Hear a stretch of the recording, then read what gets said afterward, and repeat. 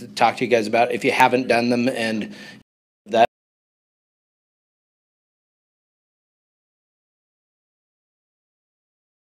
how we kind of dispute it.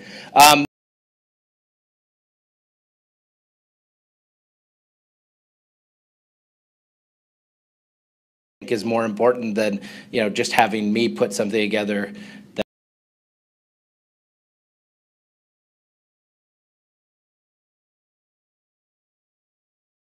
A lot of credit, along with Patrick Barth.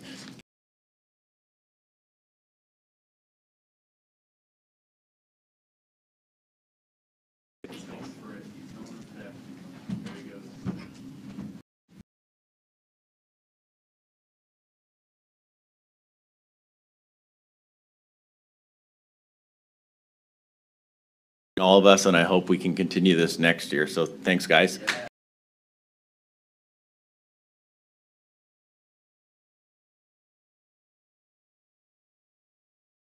We got plenty of room in the VIP.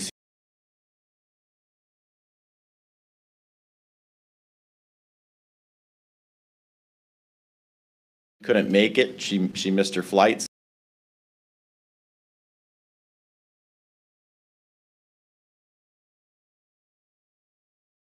What exactly highschool.gg does.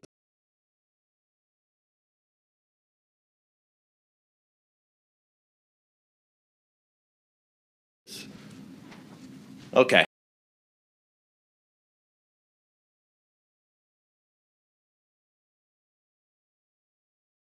Twitch. Oh.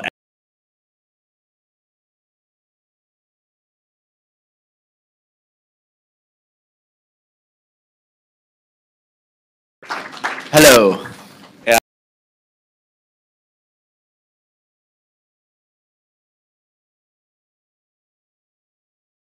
This is like a Congress interview.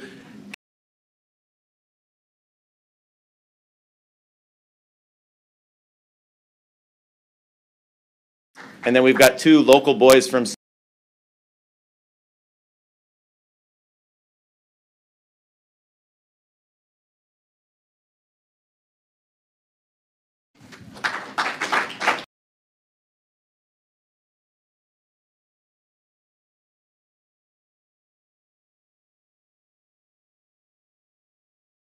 right? Yes. Okay.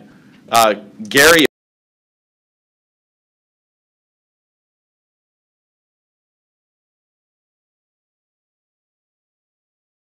For you.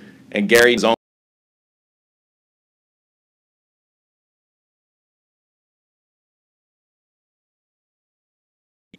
Great background in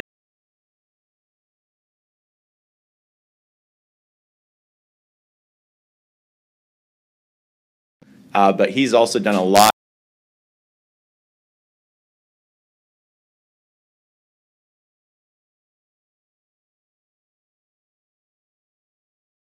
here.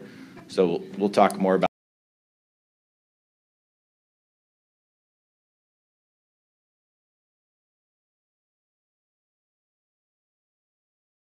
Yeah, Twitch is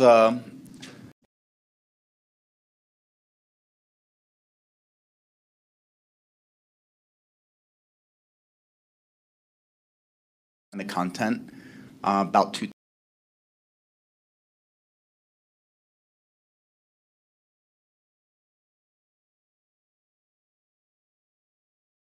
Most popular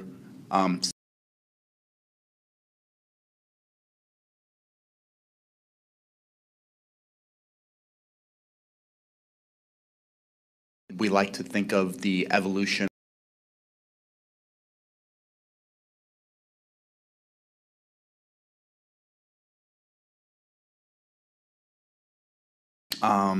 and that became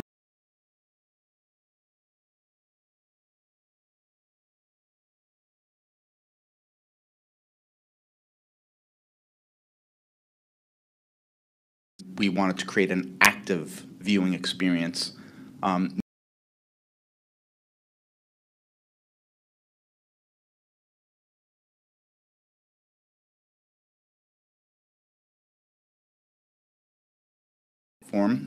And we realized that It wasn't the content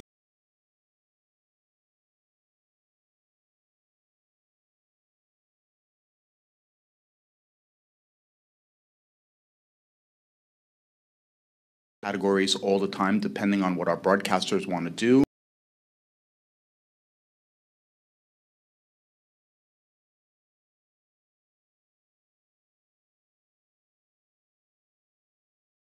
So it's pretty cool. Okay, so this content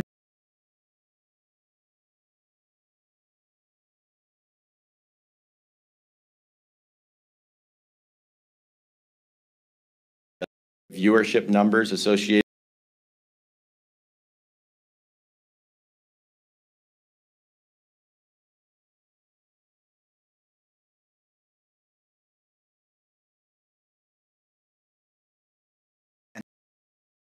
individual content creators. I shouldn't just say gamers. Again, we have such a diverse portfolio of content now. I've watched the cooking shows. Yeah, cooking shows. Yeah. So we call them streamers. We refer to them as streamers in the business as well, right? Right, streamers. Okay. I like to say broadcasters. Broadcasters, okay. Content creators. And it just creates this really interesting dichotomy between professional esports, amateur esports, gamers that are just really entertaining. They might not be the best, but sometimes I have the channels off because my cheeks hurt so hard from laughing. So yeah, esports is a large component, but it's really so many different things. Like we have Bob Ross. Does anybody know who Bob Ross is? Yeah, Bob Ross, the painter with the afro from the 70s and 80s. We had that to launch our creative directory, and it did really well. I believe that in the first week it had the viewership of 20 years on PBS. So that was really interesting. Yeah. So how does Twitch make money, and how do these content creators, streamers, broadcasters, how do they make money? So most of this industry is built on a free model. Everything's free to watch on Twitch, free to create content, free to store content, do whatever you want to do. But the industry is built on optional microtransactions. So in games, you can buy cosmetic items, non-power additive cosmetic items. And the theory is, that's been proven, is that people will not pay $50 for a game anymore. They want it for free. But they will spend $10 a month for 2 years buying cosmetic items. So on Twitch, we have the traditional mix of advertising.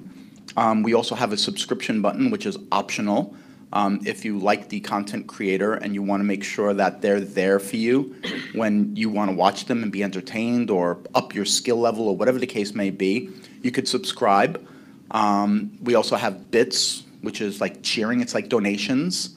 So there's a couple different ways, but everything's optional, right? Even the advertising is optional. We don't control the advertising. If the content creator wants to have an ad-free viewing experience, there's only one pre-roll built into the platform. So when you start watching, one ad will automatically come up. Thereafter, if you stream for 9 hours, the content creator themselves choose when to play ads and how many they want to play, or if they want to play them at all. Okay, yeah, I think that's, speaking of crowdfunding, I think that's one thing that's really unique about our industry. I attended, and I'm sure these guys have as well, one of the last sold-out events in the old Key Arena. A company called Valve out of Bellevue put on a tournament called the International, where they sold out Key Arena. The thing is completely crowdfunded with a $21 million prize pool for some people playing video games. Gary here worked with a company called DreamHack, got that going. Gary, do you want to just take us through what DreamHack is and talk about this professional landscape? Sure. So when Justin TV was still Justin TV, one of the things they did was went to DreamHack. I wasn't there at the time, but that's what I've heard. Because that was already a huge gathering of gamers, highest levels of competition. The more gamers you get together, the more you can find the better players. And right now, DreamHack is probably the second biggest in esports.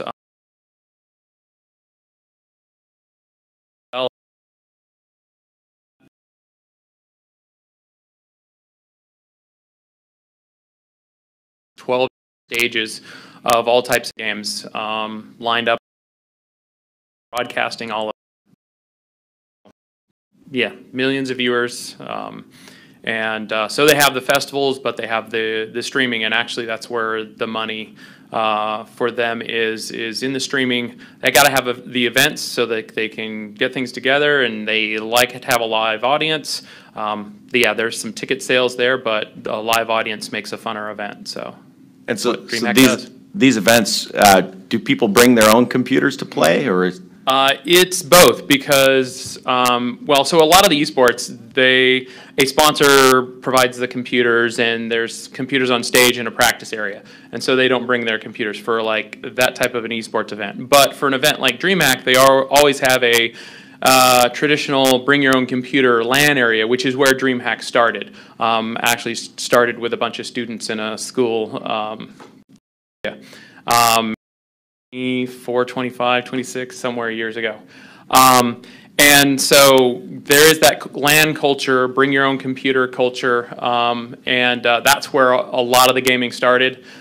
People just getting together and finding out who's the best, and that's grown up into esports, where they're not bringing their computers for those esports events. Somebody else is bringing them. That's where I come in, is organizing all those pieces, hiring companies like Stewart's to broadcast it, and making a fun event for a lot of people to watch. Yeah, and Stuart, I heard that you just got off the plane from Mexico City and you're headed to London. So why don't you tell us a bit about those events, and also maybe give a shout out to some of those sponsors so we can get an idea of just who's involved in sponsoring these big events. Well, like you said, yeah, we just got done. One of our biggest projects right now that we're working on is a Forza Racing Championship, and we just finished off the Mexico City Series 2 playoffs. It was a fantastic event down there, and I'm actually jumping on a plane as soon as I'm done here to fly out to London. Championships for that. Like he said, we do have the opportunity to work with him on some other events as well, like CSGO. But those events and So Forza, I take it, Forza is a racing game. yeah, it is a racing game. So for anybody that's unfamiliar, it is basically just a group of guys, maybe let's say we had 36 that were invited to go to these LAN events, in-person events, and they play online competitions throughout the year. And they advance to the LAN event, and once they're done with once they get to the LAN event, they compete for $250,000. And yeah. And CSGO, you mentioned that. What is this CSGO thing? That's a tactical shooter.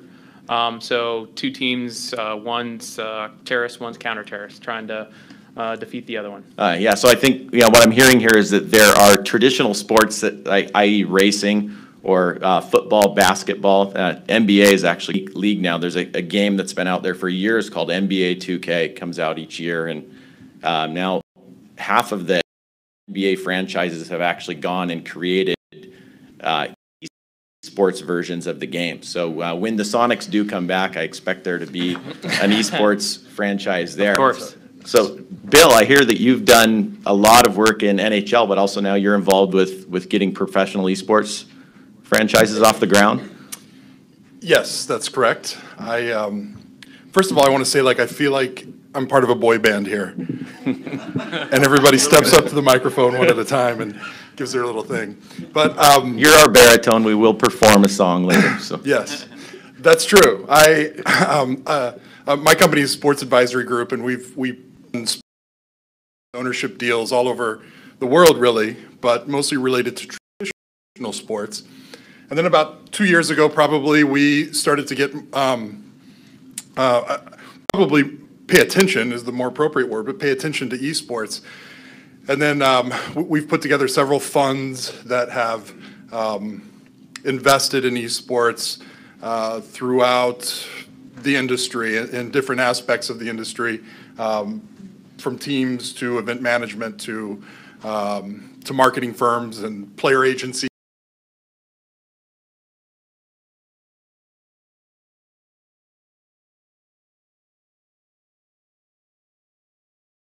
Dollars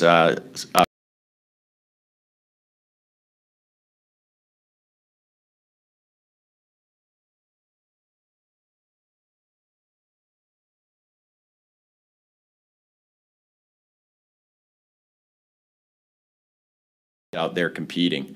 Can we segue a bit and talk, if I can get Garvey back up here, if you want to step in.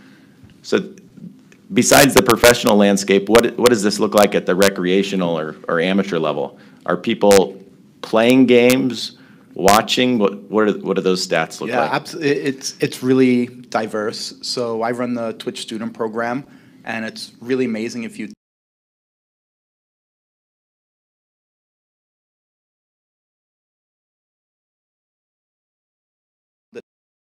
actually business side, and you don't even have to be a gamer to find opportunity in this industry. So there's marketers, there's art, there's business, there's agent, there's sports management.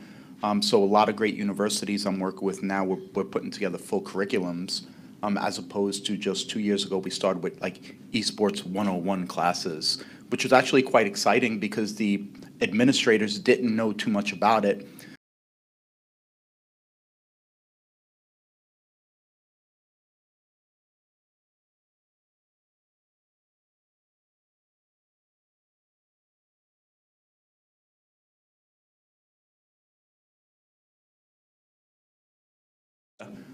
School, and they put an esports and media class together. And really the whole idea is for create cohorts of students from different disciplines, different educational backgrounds, and try to put a 6-page business plan together, working with the esports club or esports varsity program at a school, and figure out how they could put everything together, figure things out, and then apply it for practical experience to the club or the varsity club.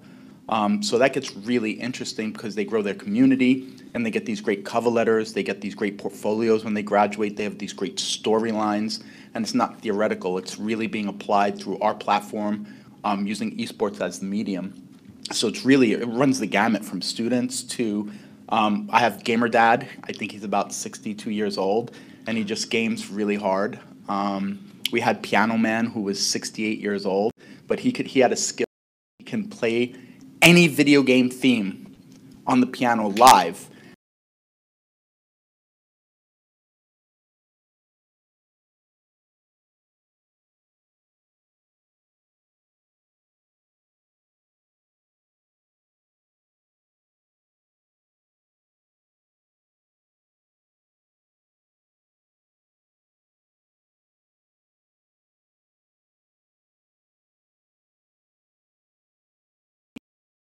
Concurrent, which is usually about 100 or 150 people that come in and out of his channel each hour.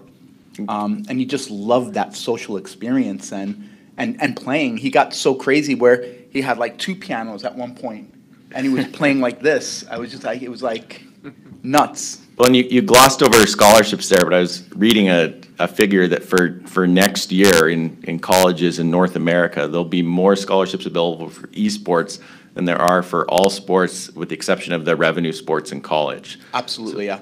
Yeah. So and really exciting now, Becker College just announced they're doing an academic scholarship. It's the first esports academic scholarship, so they're doing scholarships for esports management.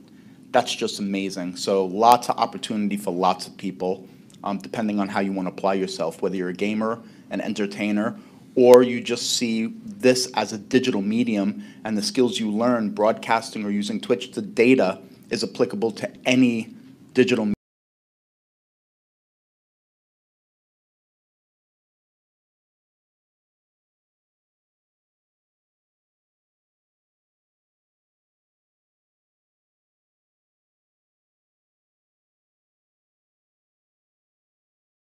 And say, I don't have a digital marketer job listing. This is what I would like to do. This is what I've done.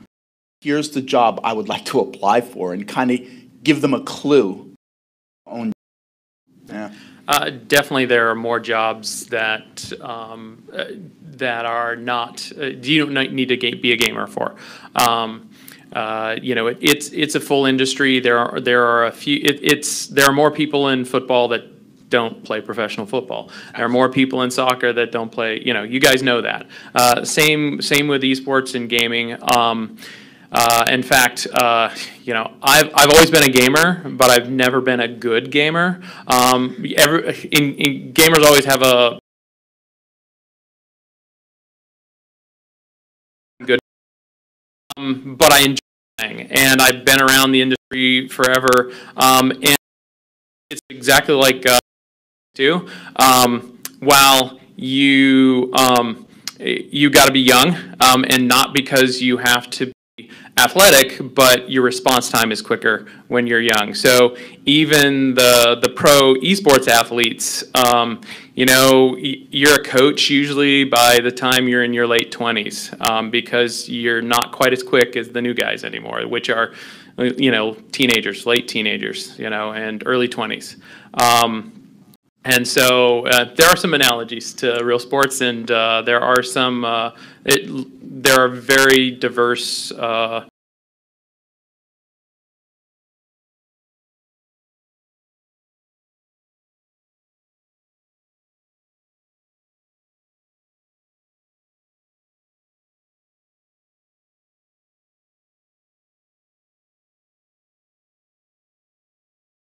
damage, how much health do you have?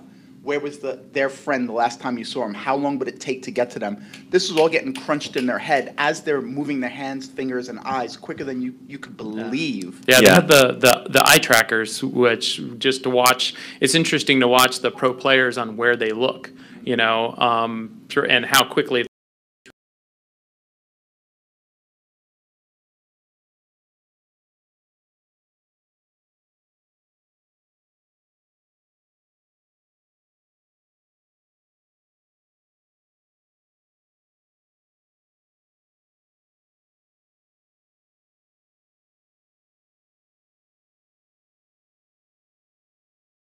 Male and female, to make sure that they're at the top of the game. I can say that the sports team owners traditionally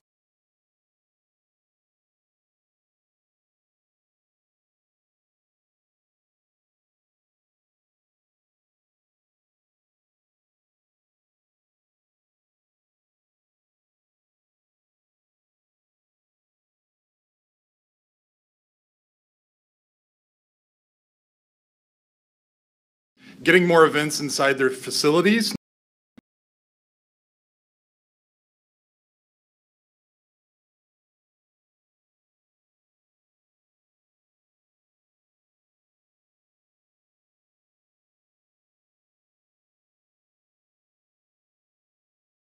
Like one of the deals I did was with Infinite eSports, which is a big conglomerate of organizations, holding company actually, $70 million organization. And I took a tour of their facility recently, and they've got a gym for their athletes. They've got a dietitian on staff who full-time chefs. It's unreal. It would rival pretty much any NBA or NFL team, I think, in terms of just the physio and how they work mentally, life coaches and so forth. It's phenomenal. But and I saw a report recently that said that some of these esports guys that have been tested matched pretty evenly with with NHL goaltenders on their reaction speeds and everything else like that. So it's a physical skill. Yeah. It's sharp physical abilities and mental. My son went to nationals in wrestling, and the hardest was wrestling.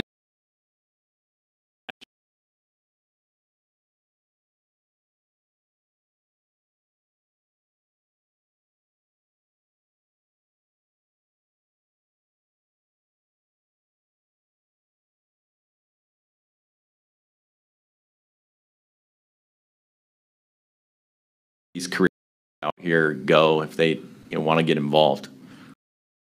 A marketing background, and one of the most critical parts of this entire industry is the technology that's leading. And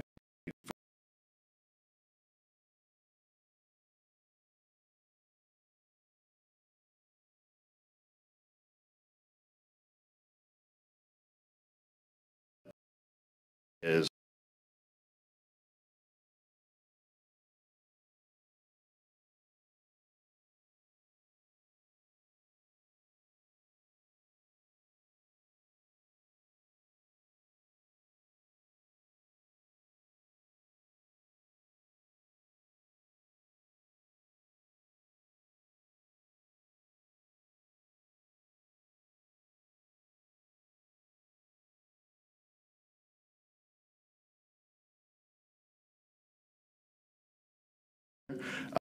Complex example I can give you is ingesting real-time data, creating custom graphics overlays for those programs as they're happening.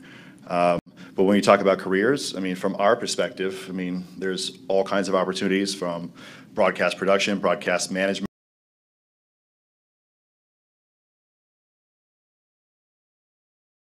limitless. It's any other industry, no matter what you're in, there is a tie-in to the industry. And as we move forward, I think there's only Great. So that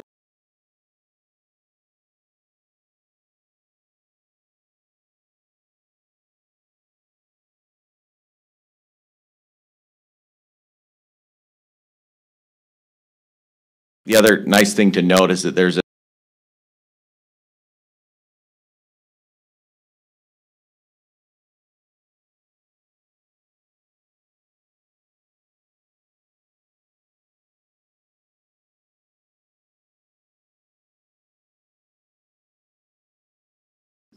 compared to the rest of the world in this industry. Is this a Ow.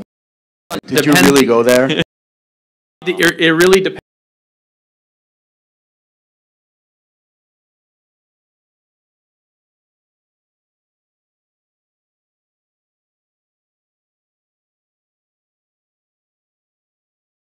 Talking about the competition, it depends on what game. There's Counter-Strike is a little bit easier.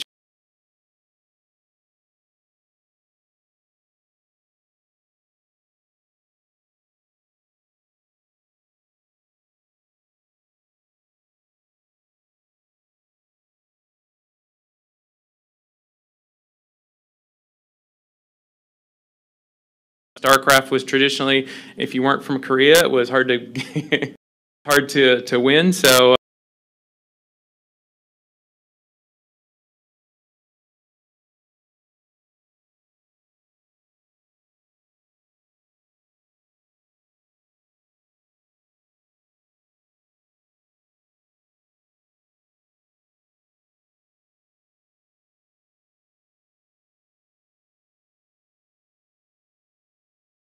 with AT&T, Geico has been there a lot.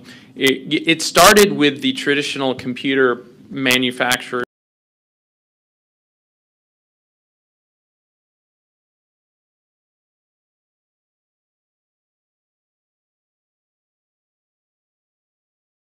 But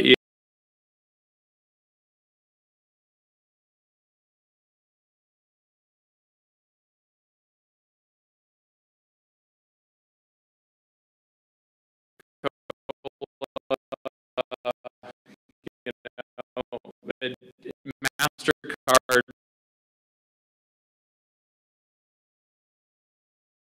to any sponsor you've heard of. so what's that value?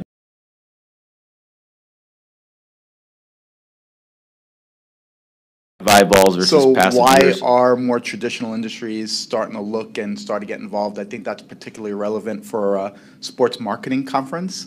And it's all about the data, right? So Twitch last year had 355 billion minutes worth on our platform.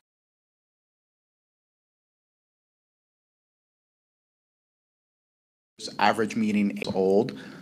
So that's great for a good product, a good service, but what about the experience of using the product and service, the engagement of it? That's where we really shine. It used to be Netflix was the most engaged, and you measure engagement and experience by average viewed minutes per person, per piece of content for your community. Last year, it used to be Netflix at 109 minutes per person per day on average. That I think was for about 40 million people. Last year, we had 120 million active users, and we averaged 106 minutes.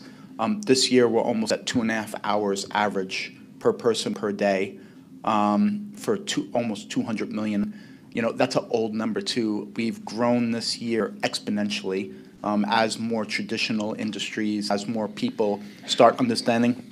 I remember when I started at Twitch, we had 70 people. We had half a floor of a building in San Francisco, and nobody knew outside of core gamers. Now, if I wear my Twitch purple shirt, Lyft driver knows Twitch. I go food shopping and have not even young people, but parents of kids. Oh, you work for Twitch? My kid's on that all the time, and he watches Fortnite and he watches Ninja.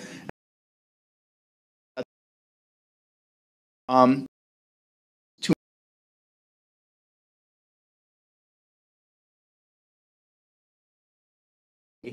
And how many full-time content creators do you have? So our goal by 2020 is to have 1 million people earning money on Twitch. Right now, we're quite close to that number already. So I don't know. It depends on what you call full time. Streaming is really hard, right? You have to be consistent. You have to put in your time. You have to be on a schedule.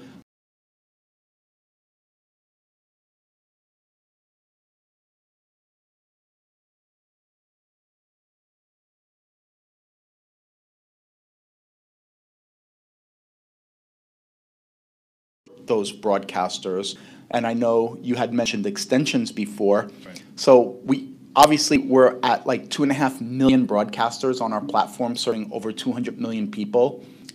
We can't keep up with the tools that people are asking us for.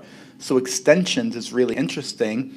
We opened up our entire platform and we allow people to create their own tools. And it's like an app for your channel.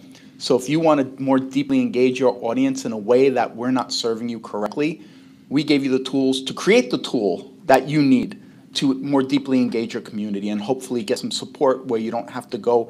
And it's especially relevant for college students, I think. UCI had a streaming class last semester.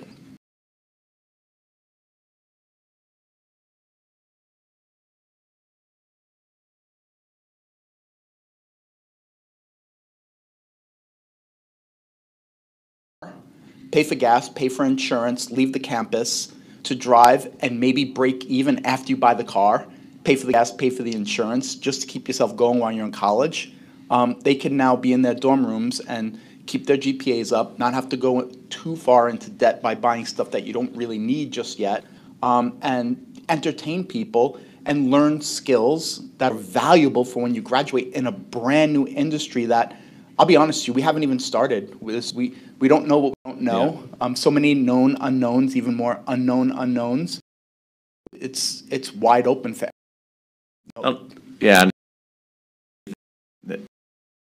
2018 and go. We can do something with our computer that value, enabling these.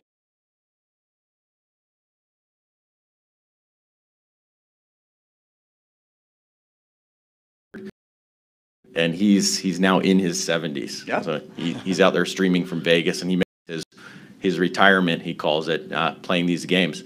So we've got people that are supported by these donations or microtransactions, and where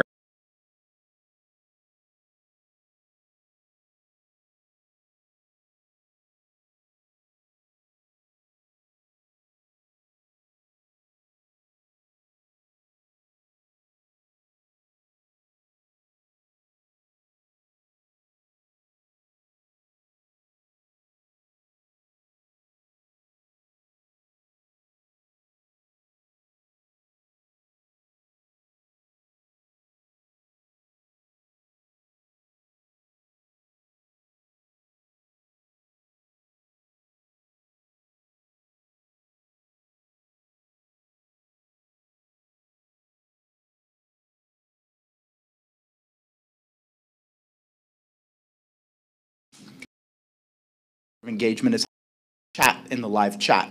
And that's really what brings out that social nature. Again, you have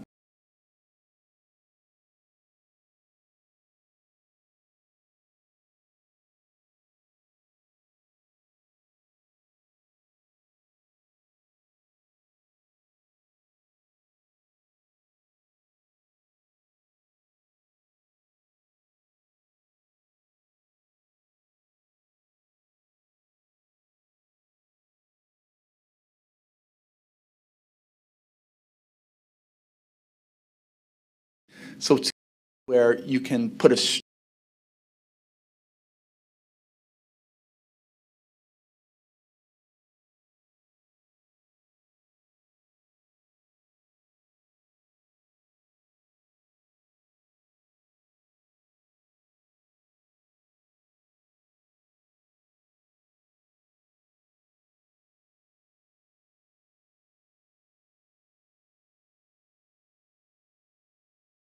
little bit here. And Stuart, I wanted you, we were, but yeah, quick plug for what we're doing at highschool.gg as we're out here trying to enable this 21st century workforce to have the skills that they need going forward. So we're organizing is in the schools that already exist for all these games, the popular ones such as Fortnite and the other ones that are out there. But I wanted you to talk a bit about where you see these student athletes going in the career field. I know we say it's diverse, but what's the message out there to people that are playing games, considering doing it full-time, getting into college? What should they be doing out there? As I know we've got some in the audience. We saw a couple yesterday in some panels. How can they make sure that they're prepared to enter this new economy? I have a passion for eSports in this field.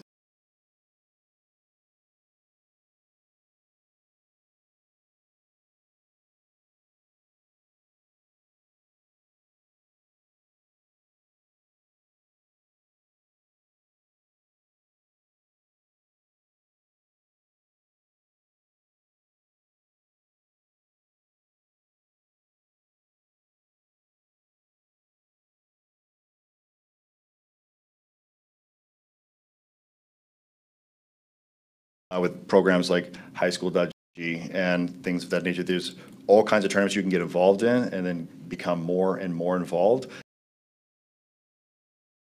Your role. Throw this out.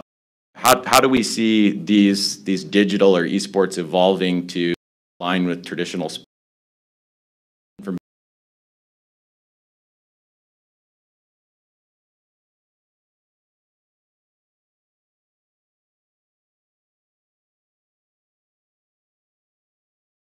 Possible. Okay.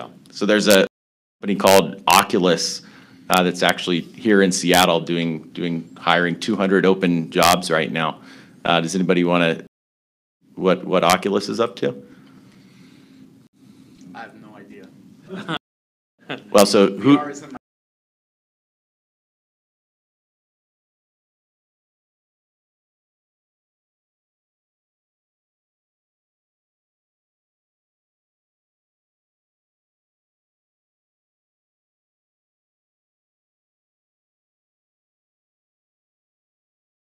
One of the more interesting things that we've been experimenting with lately is augmented reality, is being able to bring those characters to life on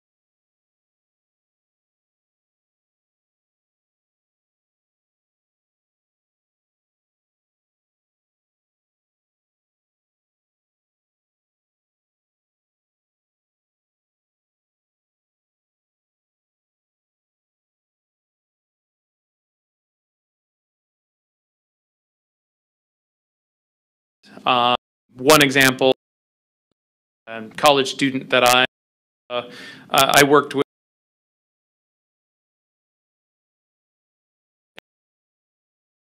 high school is a league.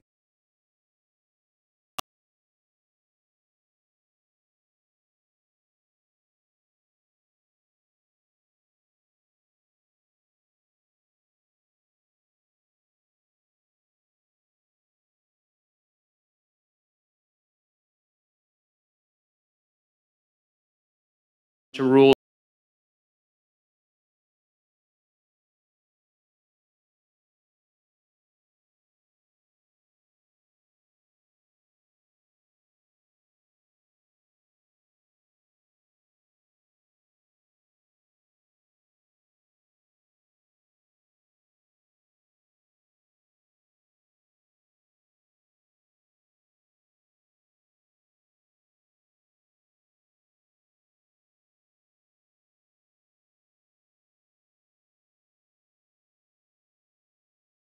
And taking videos of myself kicking a field goal, I'm ineligible to go play college sports. And that's not the case with collegiate esports.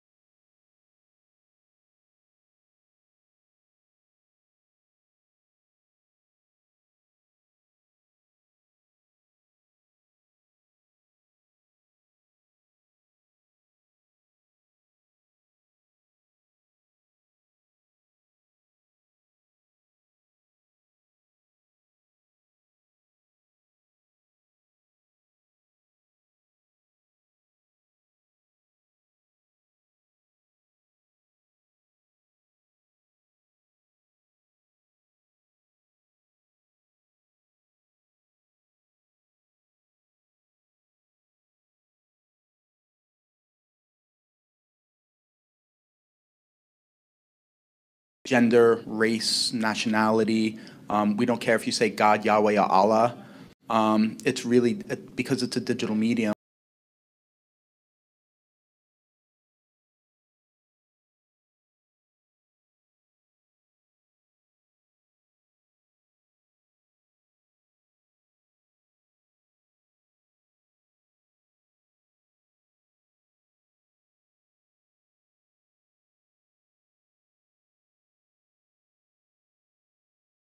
Female-specific franchises and teams, and now that's kind of gone away where males and females are competing in the And one of the biggest things is there's no industry exec anywhere going, this is the right content that we want to put out.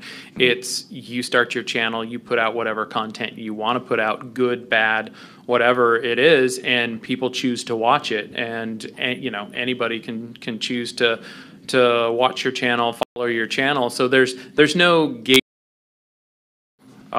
That's one of the biggest things that have. I don't know the numbers.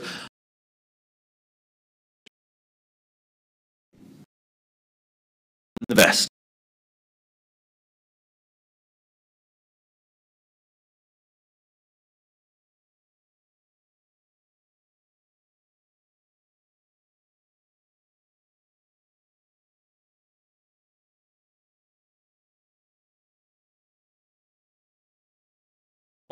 The traditional sports organizations definitely are getting support.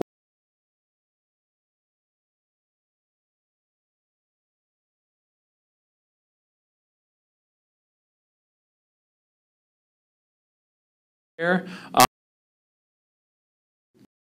of money pouring into Madden, NBA from those areas, and they're that are involved professionally now in the NBA 2K League. And I think, one thing that was revolutionary is the NBA said, hey, we're going to offer retirement, as part of this, so that these athletes are playing with full salary benefits and a retirement package. And now we've seen that bleed over into the other non-sport esports. Yes, sir. Yeah, to go off that, and I know the EMLS Cup that has had one of the players there was making about 6 figures just for that. So as that industry grows and there's more money coming into it, or they're giving them retirement packages, where do you see the growth of e-player representation, like e-player agents who are going and negotiating these contracts for them? It's happening all over. I mean, we've got, as you probably know, player unions and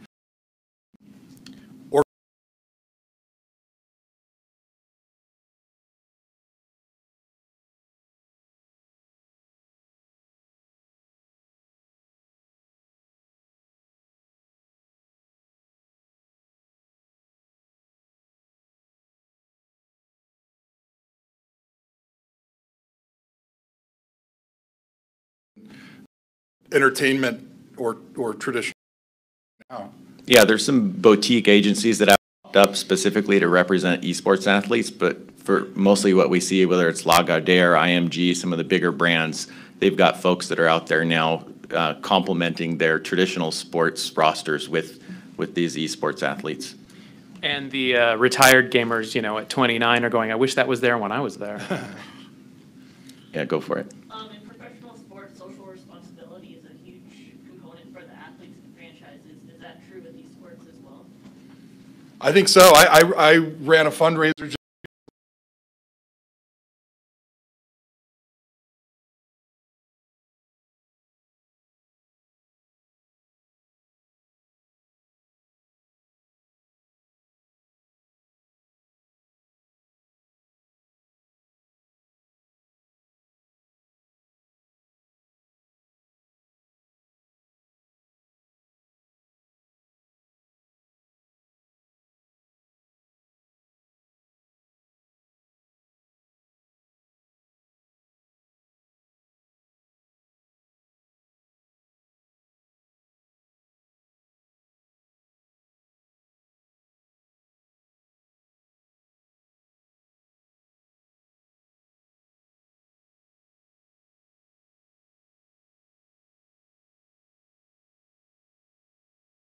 Extra Life.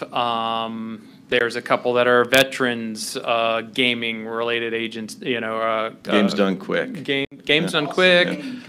Awesome Games done quick. There's Operation Supply Drop. There's LandFest, which is one that I founded. There's I was doing esports tournament, and we even had a charity piece to what we were doing, and we had a bunch of pro got on and did a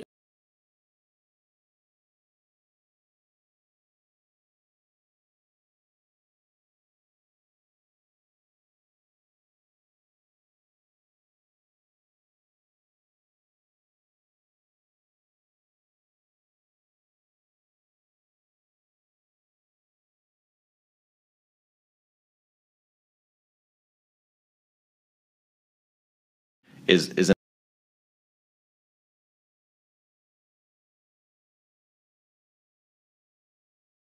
how do we know that money's making it to its destination?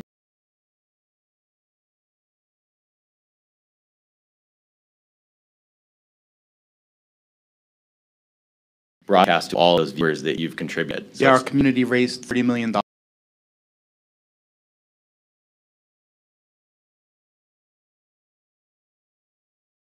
Pat, I'm just wondering,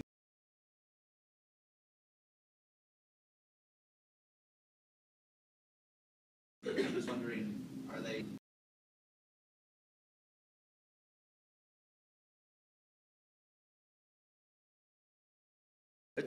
We have NFL Thursday.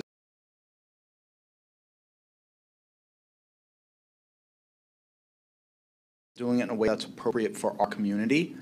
This live interactive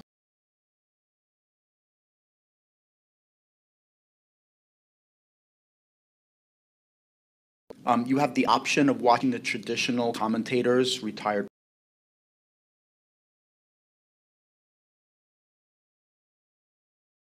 with our broadcasters who know how to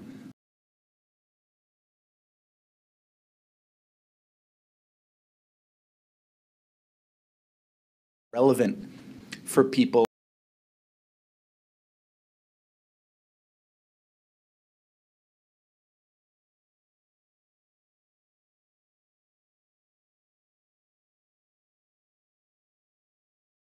Get extremely excited.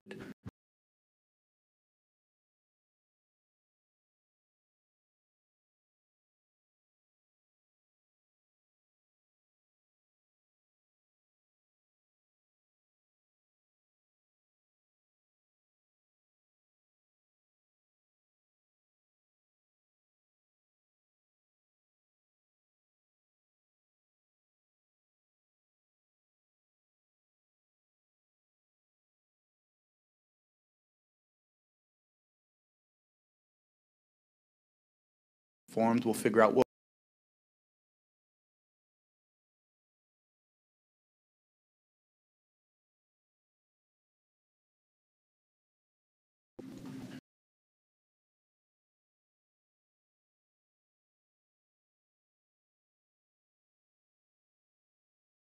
Thing we skipped over. What's a ticket?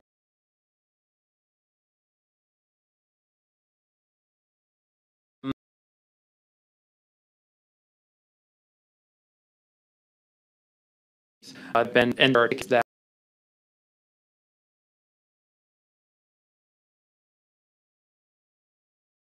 bulk of the kind of meeting ticket price is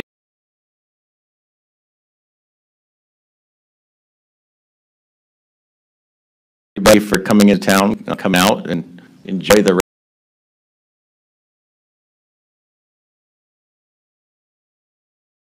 Darby's here for questions the rest of the day. Stuart's got to take off. No, I got onto Amazon okay. right now. Okay.